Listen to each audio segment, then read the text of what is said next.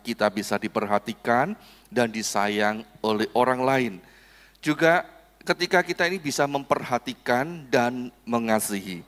Bapak Ibu dikasihi Tuhan, diperhatikan dan disayang itu merupakan sebuah kebutuhan dasar bagi setiap orang. Setiap orang itu senang kalau diperhatikan, kalau disayang. Meskipun kadarnya bisa berbeda satu dengan yang lain.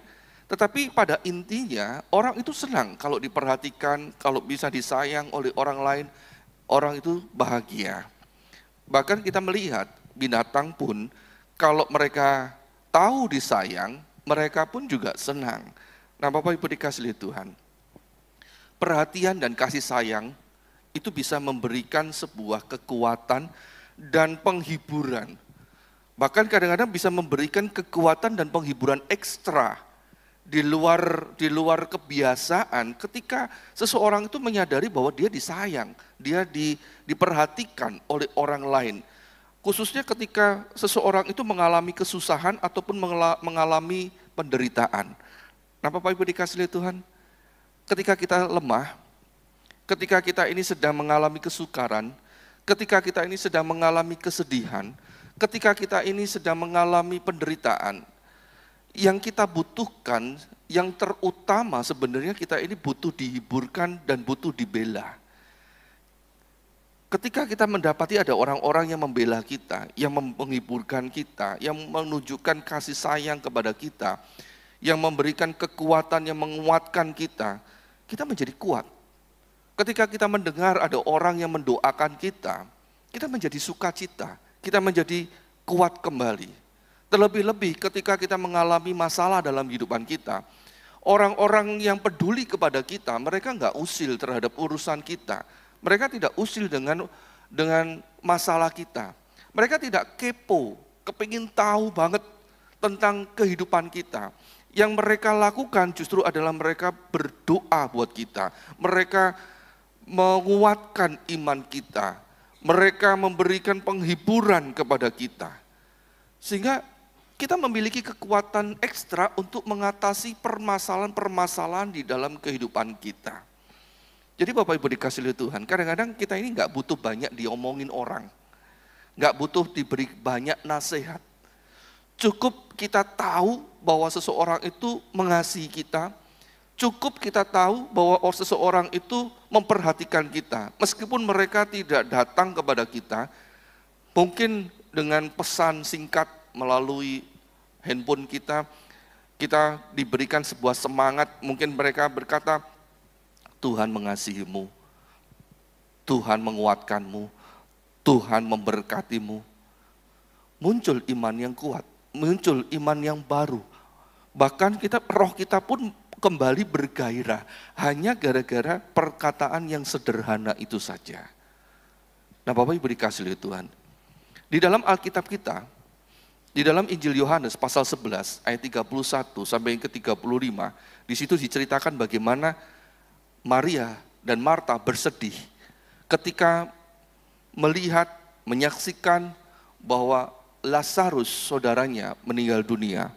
Harapan mereka, Maria dan Marta, adalah supaya Yesus itu datang dan menyembuhkan. Tetapi kenyataannya yang terjadi adalah Yesus tidak segera datang, yang terjadi Lazarus meninggal dunia.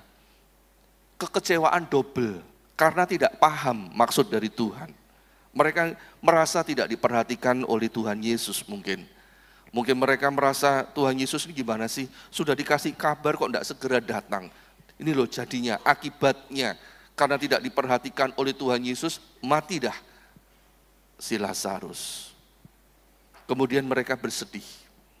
Tapi kita melihat di sini, di dalam ayat yang ke-31 diceritakan bahwa ketika Maria bersedih, ternyata Maria tidak sendirian. Ada orang-orang Yahudi yang bersama-sama dengan Maria, yang di rumah Maria, sedang menghiburkan Maria. Ternyata ada orang-orang, ada tetangga-tetangganya yang menghiburkan Maria. Nggak tahu bagaimana cara mereka menghiburkan, tetapi mereka itu tetap bersama dengan Maria. Buktinya ketika Maria mendapat kabar bahwa Yesus datang. Yesus datang buat mereka. Maria segera bangkit, pergi keluar, dan orang-orang yang bersama dengan Maria itu, tetangga-tetangganya itu, segera mengikuti Maria karena mereka menyangka bahwa Maria akan pergi ke kubur untuk meratap di situ. Jadi Maria mendapatkan belas kasihan, mendapatkan penghiburan, mendapatkan kasih sayang dari orang-orang di sekitarnya. Dihiburkan, dikuatkan. Dan terlebih lagi ketika Maria mendapati bahwa Yesus yang diharapkan itu datang dan menghiburkan mereka. Nah, Bapak Ibu dikasihi Tuhan, disinilah kita bisa mendapatkan sebuah pelajaran bahwa kita ini butuh untuk saling berbagi. Saling berbagi itu bukan cuma saling berbagi dalam bentuk materi, punya uang, punya makan, dibagi. Bukan. Bukan cuma sekedar itu saja. Kita butuh berbagi dalam hal empati dan simpati. Kita berbagi di dalam perasaan kita sepenanggungan. Khususnya ketika ada yang meninggal dunia. Cobalah buat Bapak Ibu kita semua kita belajar. Kalau ada saudara-saudara kita yang meninggal dunia, apapun agamanya, tetangga kita apapun agamanya, kalau kita kenal, kalau kita tahu, ayo coba ikut berbelasungkawa, ikut menghiburkan keluarganya, kuatkan mereka. Karena kehadiran kita ini tanpa kita sadar, itu sudah memberikan sebuah kekuatan penghiburan buat mereka yang sudah ditinggal oleh keluarganya. Coba bayangkan, kalau kita nggak suka ngelayat ya, kita nggak suka ngelayat, kalau nanti suatu saat keluarga kita meninggal dunia, atau orang Jawa ngomong kepaten, kita kepaten, terus siapa yang akan datang melayat kita? Kita berharap teman-teman datang semua, ternyata nggak ada yang datang, cuman kasih salam aja, mungkin cuman kasih karangan bunga, turut berduka cita, tapi orangnya nggak datang. Beda Bapak Ibu dikasih oleh Tuhan. Karangan bunga itu memang rasanya wah, rasanya bisa menunjukkan rasa simpati dan empatinya. Tetapi kalau kedatangan seseorang itu lebih berharga daripada karangan bunga. Jadi lebih baik kalau kita ini belajar, meskipun kita ini sibuk, ya kita ini orang sibuk, bukan orang pengangguran. Tapi coba sempatkan untuk datang, menghiburkan keluarga yang ditinggalkan. Karena suatu saat kita yang akan ditinggalkan oleh keluarga kita yang akan mengalami kematian ditinggal oleh keluarga kita, dan bahkan kita sendiri yang akan meninggal dunia. Nah kalau pada waktu kita meninggal dunia dan tidak ada yang mau ngelayat kita, gimana perasaan kita? Bagaimana perasaan keluarga kita?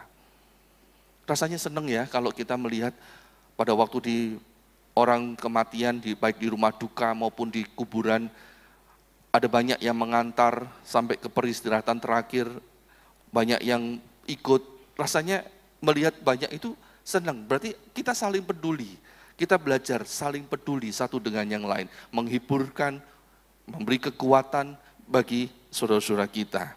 Nah Bapak Ibu dikasihi Tuhan, kita belajar, kita perlu banyak belajar, jangan cuman pedulinya cari duit. Uang itu tidak mengatasi segala-galanya, uang itu tidak mengatasi segala-galanya. Walaupun banyak hal yang bisa diatasi oleh uang, tapi tidak segala-galanya. Kita perlu paham itu. Nah Bapak Ibu dikasihi Tuhan, kita perlu di dalam segala hal punya empati dan kepedulian kepada sesama kita, seperti yang diajarkan oleh Tuhan Yesus, diajarkan oleh firman Tuhan. Kita baca di dalam Roma 12 ayat 15 sampai yang ke-16. Roma 12 ayat 15 sampai dengan 16. Bersukacitalah dengan orang yang bersukacita, dan menangislah dengan orang yang menangis.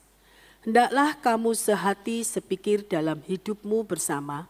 Janganlah kamu memikirkan perkara-perkara yang tinggi, tetapi arahkanlah dirimu kepada perkara-perkara yang sederhana. Janganlah menganggap dirimu pandai. Nah Bapak Ibu dikasihi Tuhan, Tuhan mengajar melalui Rasul Paulus kepada jemaat di Roma, ayo bersukacitalah dengan orang yang bersukacita, menangislah dengan orang yang menangis. Artinya kita diajar untuk berempati, enggak sakar PDW. Orang yang sedang berduka cita, kita malah ketawa ngakak.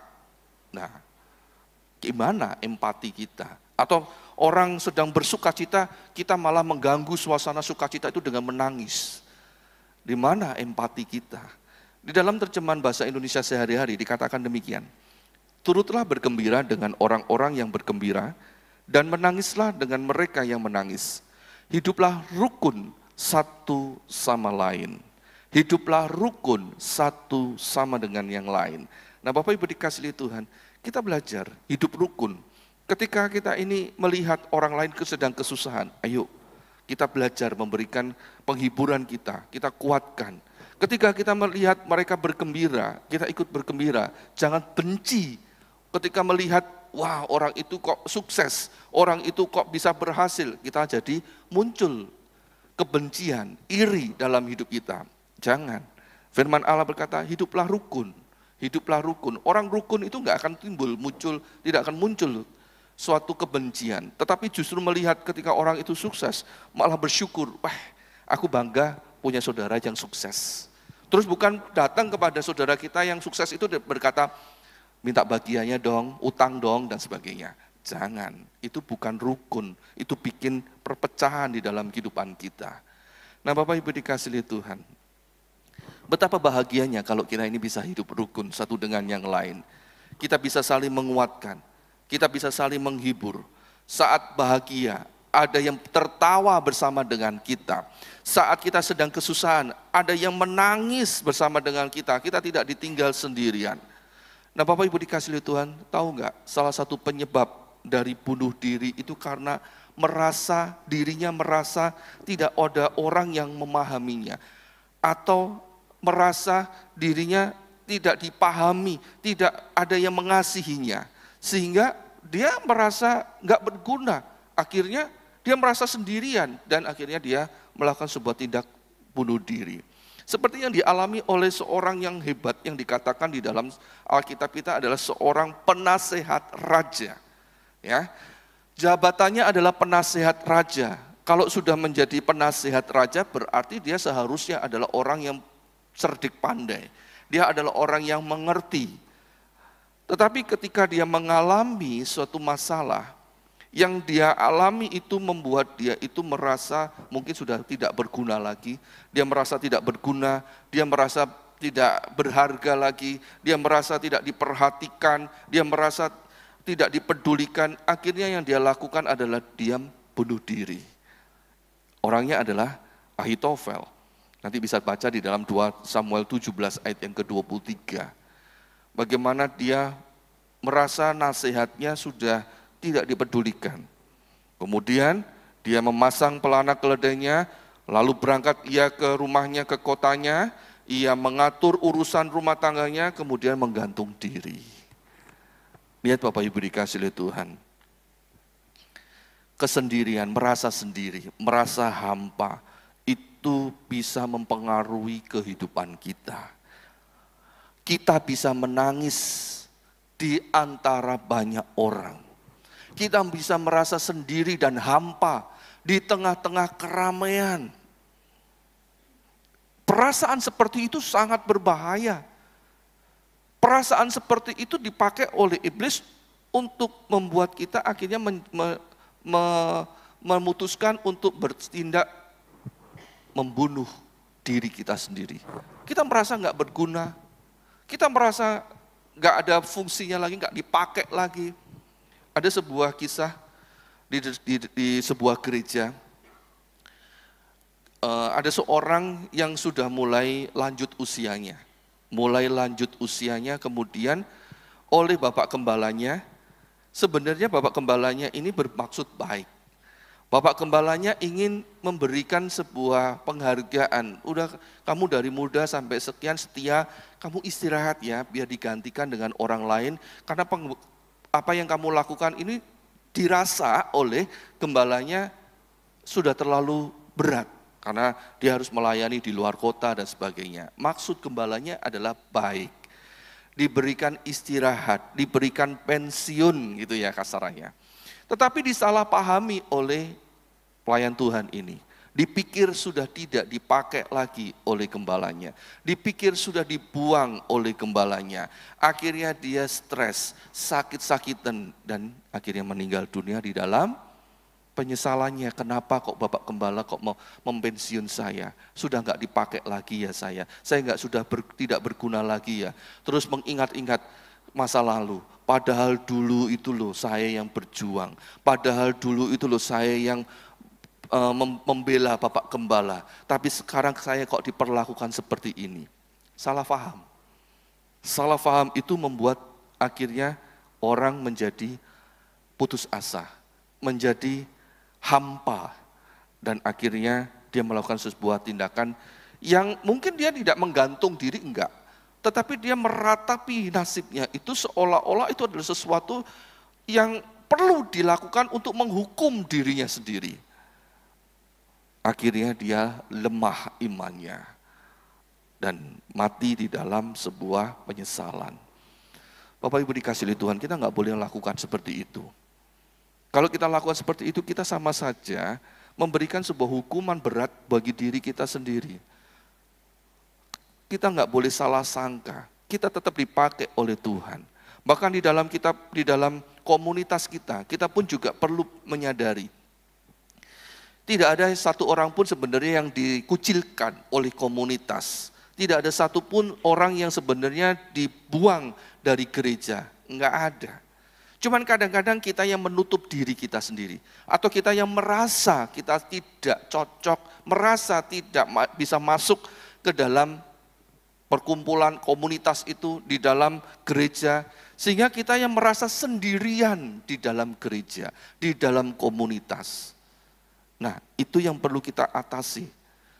Sebab kita seolah-olah menyalahkan orang lain. Padahal kita yang melakukan sebuah tindakan menutup diri dari lingkungan kita.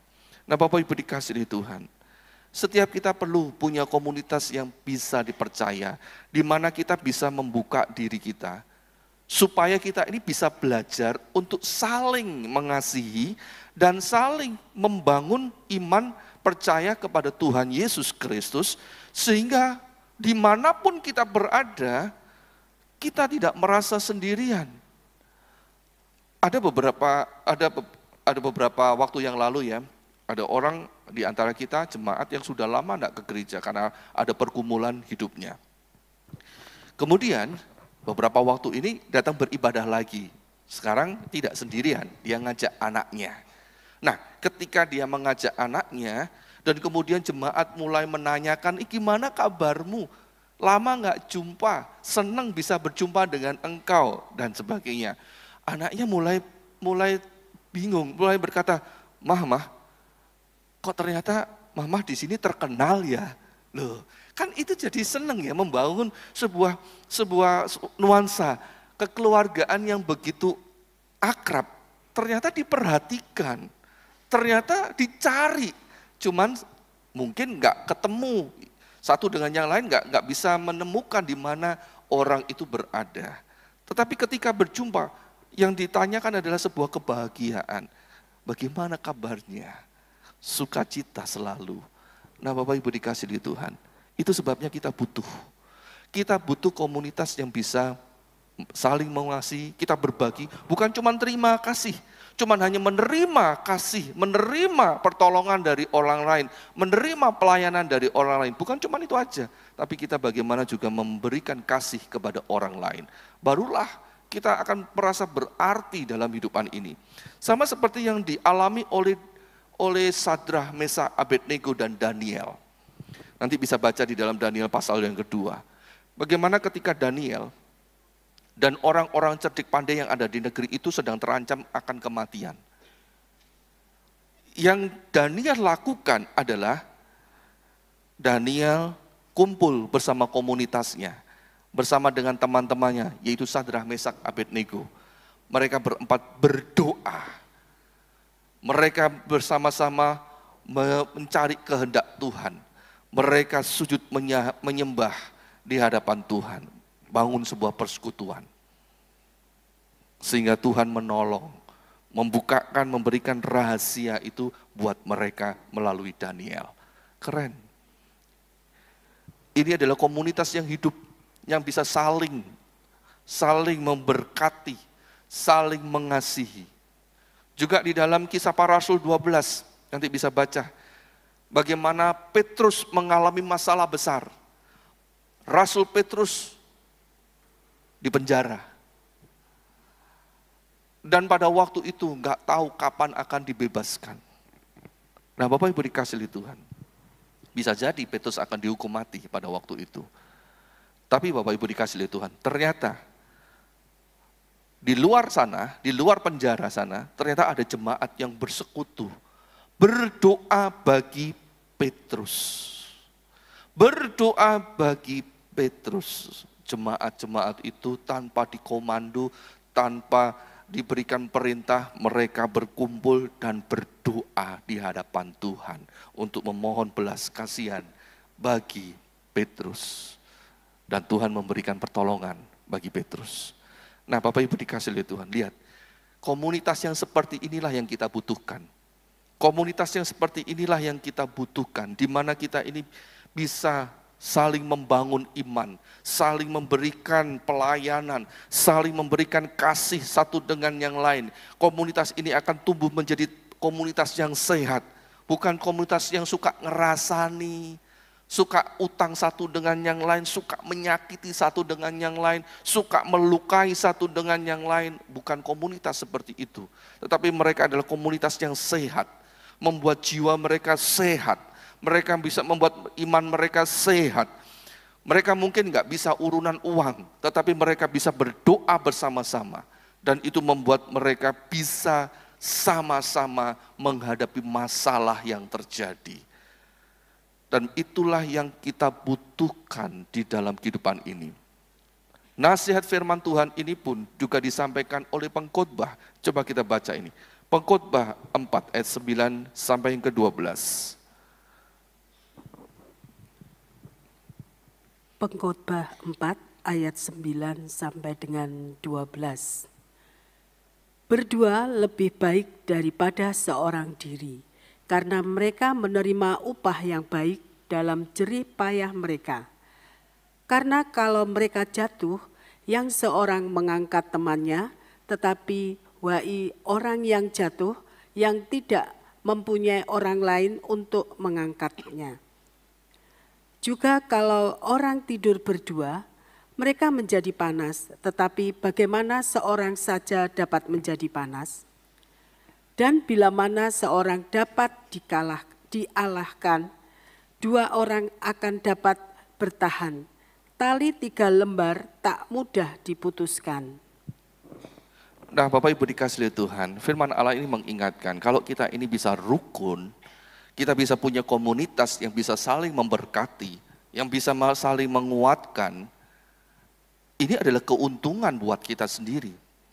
Coba bayangkan, kalau kita jatuh, ya kita jatuh, mak kedebluk gitu ya. Bukan pak kedebuk, tapi mak kedebuk. Nah, mana yang lebih mudah buat kita? Ketika kita bangkit itu ada yang menolong kita, atau kita bangkit sendirian? Mana yang lebih mudah? Kalau kita lagi sakit demam, atau mungkin sakit apapun gitu, lagi sakit, terus kemudian mana yang lebih mudah buat kita? Dirawat oleh orang yang mengasihi kita, atau kita harus merawat diri kita sendiri? Mana yang lebih mudah? Mana yang lebih enak? Bapak Ibu dikasih oleh Tuhan, pernah gatel enggak? Kalau gantelnya di punggung gimana? Mana yang lebih enak? Digaruin atau garuk sendiri? Diklesok nih tembok, dibantu sama tembok gitu ya. Pernah enggak Bapak Ibu ulang tahun, merayakan ulang tahun sendirian? Beli roti tat sendiri, dipasangi lilin sendiri, terus kemudian dinyalakan sendiri, nyanyi-nyanyi sendiri, tiup sendiri, ketawa sendiri, hore gitu. Enak enggak kalau seperti itu? Yang lihat sedih. Pernah enggak ngerasain Natalan sendirian, ngerayain Natalan sendirian? Enak enggak? Ya enak. Kalau kita merayakan Natal bersama-sama dengan yang lain, itu adalah sesuatu anugerah. Kalau kita bisa merayakan hari ulang tahun kita, atau mungkin hari bahagia kita, itu adalah anugerah buat kita. Dan kita butuh orang lain untuk bisa menghiburkan kita. Orang lain, pada waktu kita datang, pada waktu kita ulang tahun, kita nggak terlalu berharap, ya kita mungkin ada di antara kita yang berharap dapat kado, tetapi yang lebih kita harapkan adalah kehadiran dari orang-orang yang mengasihi kita. Lebih daripada kado-kado itu. Coba bayangkan kita dikasih orang, tetapi orang itu nggak mau datang, cuman kirim kado aja. Mungkin dikasih rumah, kasih mobil, seneng kan ya? Tapi juga akan menjadi setelah itu senengnya habis, jadilah kita akan merenung. Hampa, karena kehadiran teman kita nggak ada. Kehadiran mereka hanya digantikan dengan benda-benda mahal itu. Apa gunanya? Apa gunanya? Nah, Bapak Ibu dikasihi Tuhan, kita butuh orang lain, kita butuh komunitas, di mana komunitas itu bisa membangkitkan. Kita butuh sahabat-sahabat yang bisa membangun iman kita, yang bisa memberkati kita, dan kita bisa memberikan berkat buat mereka. Kalau segala sesuatunya kita kerjakan sendiri, kita lelah. Bahkan kita akan mengalami sebuah kekosongan hidup. Sama seperti yang dialami oleh Nabi Elia. Nanti Bapak Ibu bisa baca di dalam 1 Raja-Raja 19. Nabi Elia itu adalah nabi yang hebat, luar biasa. Dia mampu mengalahkan seorang diri dari nabi-nabi para ilah-ilah lain, para Baal itu. Dia seorang yang keren. Tetapi Bapak Ibu dikasihi Tuhan, pada waktu dia melihat dirinya itu seorang diri bekerja untuk Tuhan, nggak ada yang menemani dia satu orang pun. Dia merasa sendirian, dia menjadi lelah, dia menjadi lemah, bahkan dia menjadi hampa. Dan pada satu saat dia kepingin berkata, dia ngomong begini, sudah ambil aja nyawaku Tuhan. Loh lah Bapak Ibu dikasihi Tuhan, dia adalah orang yang hebat. Namun dia merasa sendirian. Dan itu membuat dia gak puas di dalam kehidupan ini. Pelayanannya merasa gak bisa membuat dia itu melihat kuasa dari Tuhan. Dia melihat kuasa Tuhan, tetapi dia mengalami kesendirian itu, membuat kesendirian itu menjadi sebuah kekosongan dalam hidupnya. Yang dia butuhkan pada waktu itu adalah kehadiran dari seorang sahabat. Dan Tuhan datang di tengah-tengah kekosongan hidupnya sebagai sahabat yang menguatkan imannya. Sehingga dia menjadi kuat kembali dan kemudian dia melayani lagi. Nah Bapak Ibu dikasihi Tuhan, inilah yang kita butuhkan. Walaupun kita ini seorang yang hebat, dikatakanlah orang yang Superman, Superwoman, Wonder Woman dan sebagainya. Kita nggak bisa kerja sendirian. Kalau kita kerja sendirian, kita akan cepat lelah dan kemudian kita akan mati di dalam kesendirian. Nggak ada gunanya buat kita. Bapak Ibu dikasihi Tuhan, bisa nggak seorang pendeta itu melakukan pelayanan sendirian di dalam gereja? Mungkin bisa. Main musik sendiri, nanti yang ngambil kolektor juga Bapak Gembalanya, pendetanya, yang khotbah juga pendetanya, terus kemudian yang di perjamuan kudus juga pendetanya, nanti yang besuk juga pendetanya. Bisa nggak? Bisa, tapi cepat mati nanti, cepat almarhum. Dan itu bukan gereja. Yang disebut gereja itu adalah di mana kita ini berkumpul bersama-sama dan kita belajar untuk saling melayani, saling memberkati, itulah gereja. Kalau semuanya dilakukan sendiri, itu bukan gereja, itu mungkin perusahaan, mungkin itu lembaga sosial, tapi itu bukan gereja. Nah Bapak Ibu dikasihi Tuhan, kita belajar untuk kita ini bisa berbagi satu dengan yang lain, kita kerjakan. Itu sebabnya di dalam gereja kita, meskipun segala sesuatunya bisa dikerjakan oleh satu orang, tetapi tetap belajar dibagikan. Diberikan sebuah mandat untuk dibagikan kepada orang-orang mengerjakannya. Ada yang bagian kolektor, ada yang bagian penerima jemaat, ada yang bagian ngatur kendaraan, ada yang yang bagian berkhotbah, ada yang bagian memainkan musik, ada yang berbagi bagian untuk memuji Tuhan dan sebagainya. Semuanya diatur dengan tujuan menjadi satu kesatuan yang istimewa, tidak dikerjakan sendirian. Kalau semuanya dikerjakan sendirian, berapa lama kita akan mampu bertahan? Bayangkan gereja yang sudah Tuhan anugerahkan di dalam kehidupan kita.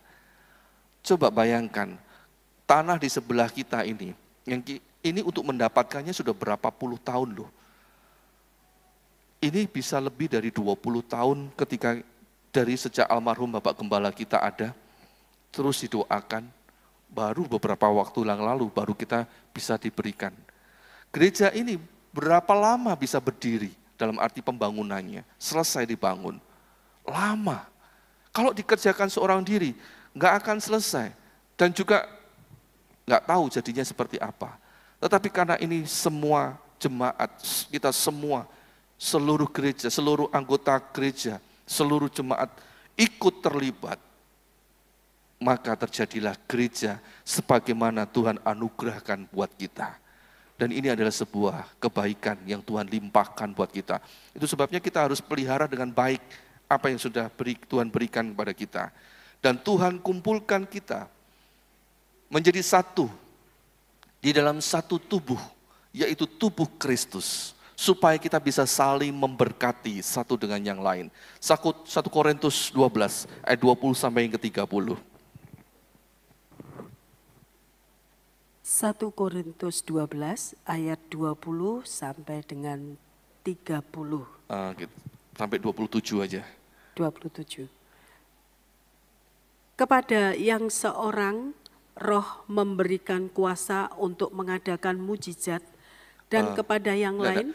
Mulai ayat yang ke-20 sampai yang ke-27. 1 Korintus 12 ayat 20 sampai yang ke-27. Memang ada banyak anggota, tetapi hanya satu tubuh. Jadi mata tidak dapat berkata kepada tangan, "Aku tidak membutuhkan engkau," dan kepada kepala tidak dapat berkata kepada kaki, "Aku tidak membutuhkan engkau." Malahan justru anggota-anggota tubuh yang nampaknya paling lemah, yang paling dibutuhkan. Dan kepada anggota-anggota tubuh yang menurut pemandangan kita kurang terhormat, kita berikan penghormatan khusus. Dan terhadap anggota-anggota kita yang tidak elok, kita berikan perhatian khusus. Hal itu tidak dibutuhkan oleh anggota-anggota kita yang elok. Allah telah menyusun tubuh kita begitu rupa, sehingga kepada anggota-anggota yang tidak mulia diberikan penghormatan khusus. Supaya jangan terjadi perpecahan dalam tubuh, tetapi supaya anggota-anggota yang berbeda itu saling memperhatikan. Karena itu jika satu anggota menderita, semua anggota turut menderita. Jika satu anggota dihormati, semua anggota turut bersukacita. Kamu semua adalah tubuh Kristus dan kamu masing-masing adalah anggotanya. Nah, Bapak Ibu dikasihi Tuhan, kita semua ini adalah berbeda. Satu dengan yang lain ini adalah berbeda. Tetapi kita dipersatukan di dalam satu tubuh, yaitu tubuh Kristus. Kita nggak bisa sama satu dengan yang lain. Mau kita dilahirkan berbeda, kesukaan kita juga berbeda, pekerjaan kita satu dengan yang lain berbeda, tetapi Tuhan mempersatukan kita di dalam satu tubuh Kristus. Dan ketika kita ini dipersatukan oleh Tuhan, kita belajar untuk memperhatikan dan memberkati. Kita belajar terus memberkati. Ketika ada orang yang mulai lemah, kita belajar memberikan kekuatan buat mereka. Ketika kita melemah, kita pun izinkan orang lain juga memberkati kita, menguatkan kita. Kalau itu terus terjadi, maka tubuh kita akan menjadi kuat. Sama seperti kalau kita ini sakit, ya. Kalau misalkan tangan kita sebelah kiri terluka kena benda tajam kemudian berdarah, anggota tubuh yang lain yang berbeda, yaitu mungkin tangan kanan, dia yang akan menolong, memberikan obat. Mungkin dibersihkan, terus kemudian diobatin, kemudian ditutup lukanya.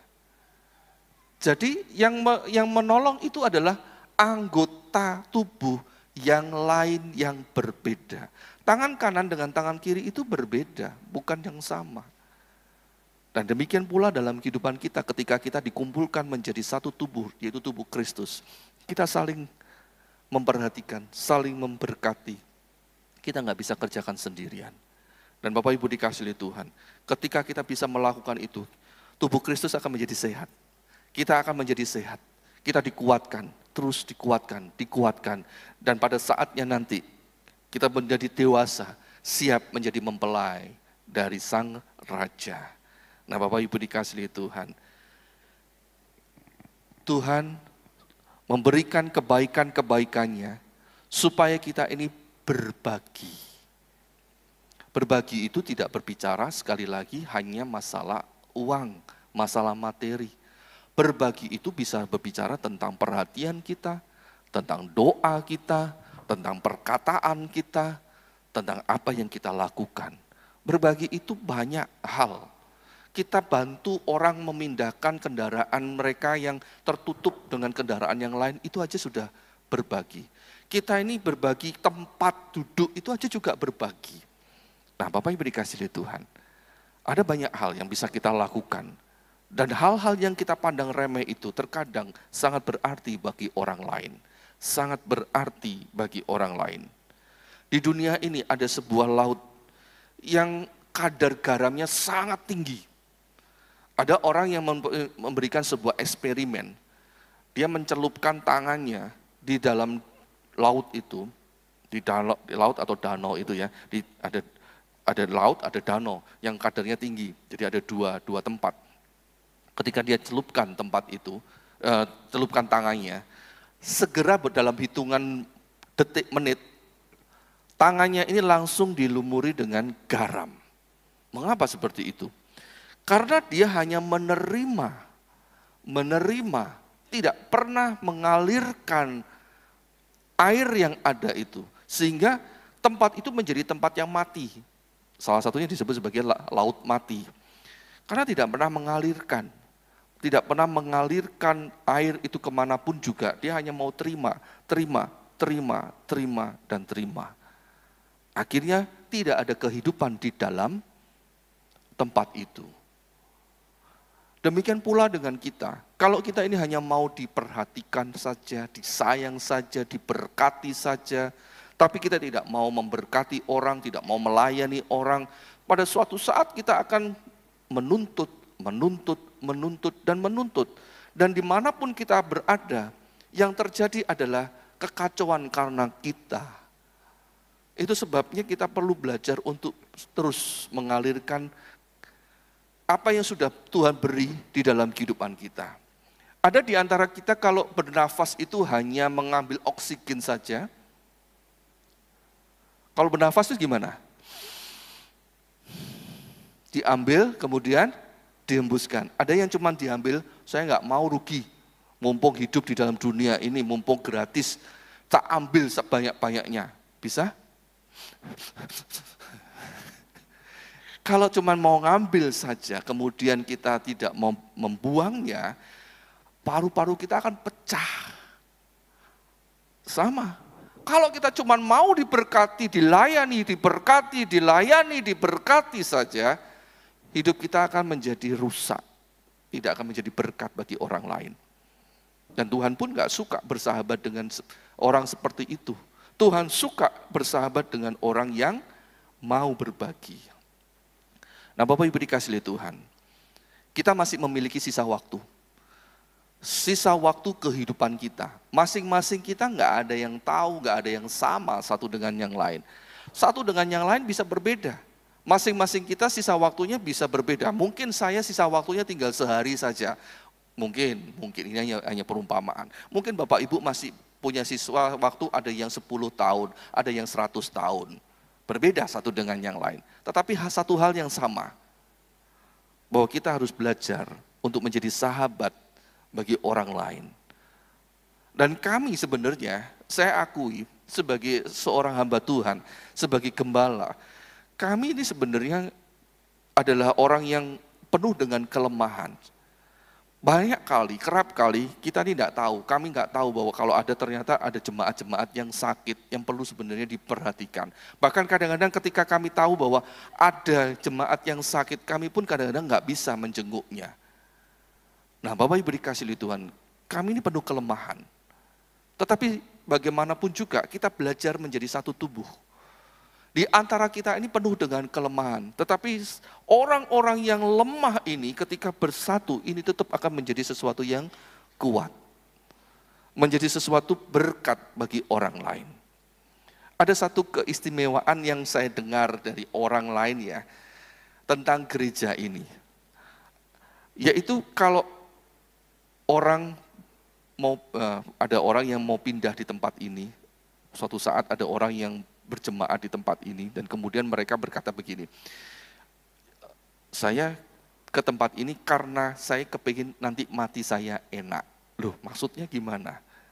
Ternyata ketika meninggal dunia nanti mau ada yang ngopeni. Keluarganya dihiburkan, jasadnya pun diantar sampai ke peristirahatan terakhir, nggak perlu bayar. Kalau nggak perlu bayar itu mereka nggak ngomong seperti itu. Tetapi paling satu hal, bahwa semuanya itu dilakukan dengan sukacita. Nah, Bapak Ibu dikasih oleh Tuhan, disitulah kita bisa melihat bahwa ketika kita ini peduli kepada seseorang, meskipun kita ini di dalam kelemahan kita, di dalam kekurangan kita, tetapi kekurangan kita akan ditutup oleh orang lain yang lebih kuat, lebih punya kemampuan, dan disitulah kita akan saling memberkati, sama seperti tubuh ini. Ketika tubuh ini saling bekerja sama, maka terciptalah sesuatu karya yang istimewa. Hidup kita harus tetap akan menyelesaikan bagian kita. Bagian kita harus tetap diusahakan, diselesaikan.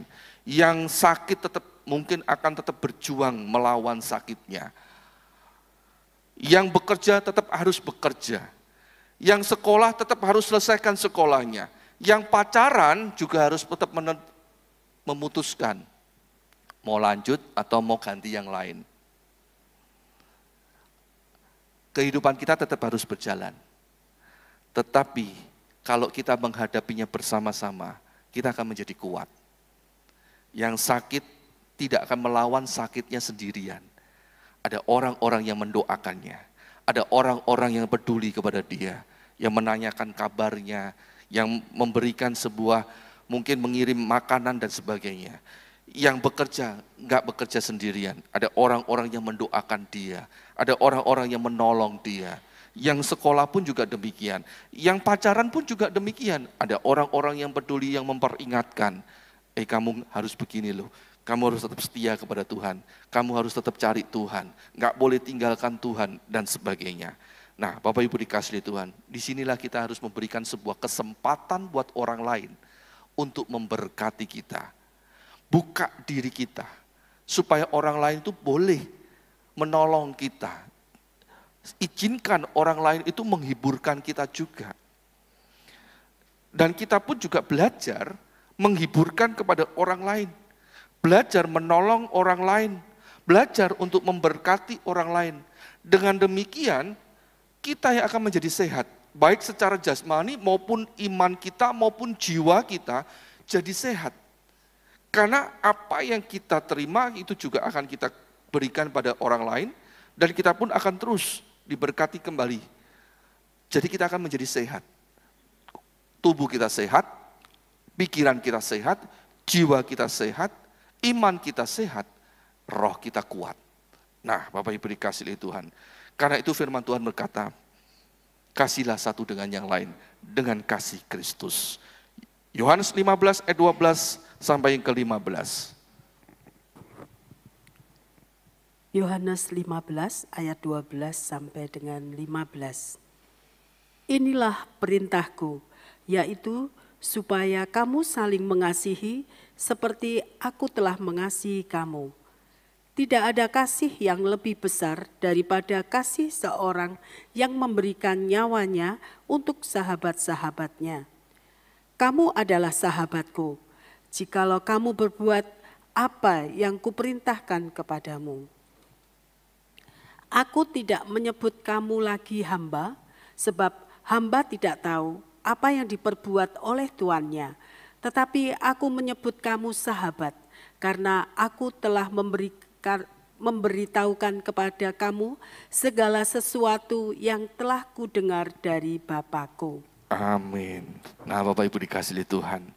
Tuhan telah mempersatukan kita di dalam satu keluarga dan satu tubuh, yaitu di dalam Kristus Yesus. Kita menjadi satu keluarga oleh karena Kristus Yesus. Kita sama-sama dilahirkan dari benih Roh Kudus. Oleh karena Roh Kudus, kita bisa menjadi sahabat satu dengan yang lain. Oleh karena Roh Kudus, oleh karena Tuhan Yesus Kristus. Inilah kehidupan kekristenan yang sebenarnya, di mana kita bisa belajar saling mengasihi, saling memberkati, saling mempedulikan, sebagaimana Kristus telah mengajarkannya itu kepada kita. Dan satu hal, kita perlu banyak belajar kepada Kristus Yesus, sebab Dia adalah sahabat yang terbaik buat kita. Dia adalah sahabat yang terbaik. Dia selalu hadir di dalam kehidupan kita. Dia selalu memberikan kasih sayang dan penyertaannya buat kehidupan kita. Dari Kristuslah kita belajar menjadi sahabat yang baik bagi orang lain. Meskipun kita penuh dengan kekurangan, tapi kita belajar memberi yang terbaik. Dan Kristus akan terus menyertai kita. Kita akan mengalami kasih sayang dari Tuhan. Kita punya sahabat yang istimewa, di mana Tuhan mempersatukan kita di dalam satu tubuh Kristus, di dalam keluarga Kristus. Dan Bapak Ibu dikasihi Tuhan, sekalipun orang-orang di sekitar kita bisa meninggalkan kita, sahabat sejati kita tidak akan pernah meninggalkan kita. Tuhan Yesus Kristus tidak akan pernah meninggalkan kita. Dan itu sudah dialami oleh Sadrah, Mesah, Abednego, Daniel, serta Stefanus dan juga orang-orang pahlawan-pahlawan iman yang lainnya. Mereka mengalami bahwa Yesus, Dia adalah sahabat yang terbaik. Dan Tuhan Yesus Kristus mengajar kita supaya kita menjadi sahabat-sahabat yang baik bagi orang lain. Segala pujian hanya bagi Tuhan. Ingat kasih-Nya, ingat kebaikan-Nya, dan anugerah-Nya yang selamatkanku. Saya undang untuk bangkit berdiri.